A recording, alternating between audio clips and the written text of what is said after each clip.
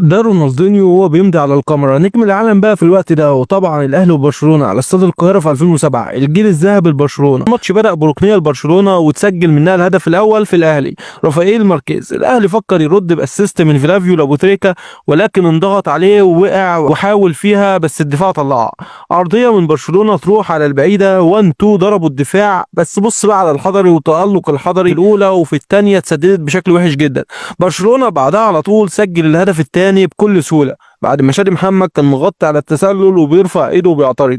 بس بصراحه يا جماعه الاهلي واجه برشلونه في وقت كانوا فيه مرعبين حرفيا للعالم كله. رغم كده الاهلي عمل ماتش حلو وممتع ورغم النتيجه والهزيمه الكبيره. هجمه مرتده نسبه جلبان مشي وبعدها لعب لاحمد علي وعملوا مع بعض 1 2 بس شاطها يعني بشكل غريب جدا غرفها في المدرجات وتقريبا كده وقعت عند النصب التذكاري.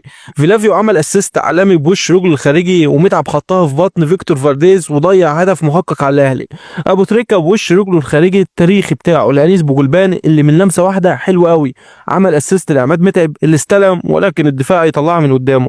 عرضيه خطيره لعماد متعب بس فيكتور فارديز طلع واخدها من على راس العمده.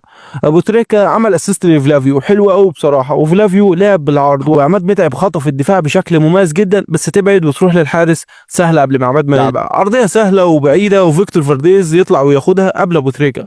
والشوط الاول خلص والثاني بدا بدخول حكم مصر الباشا حسني مبارك بعد خطأ في نص ملعب الاهلي. هجمه مرتده لبرشلونه توصل عند رونالدينيو اللي بيبعت اسيست خرافي على طريقته طبعا ولكن التسديده عاليه قوي بره المرمى.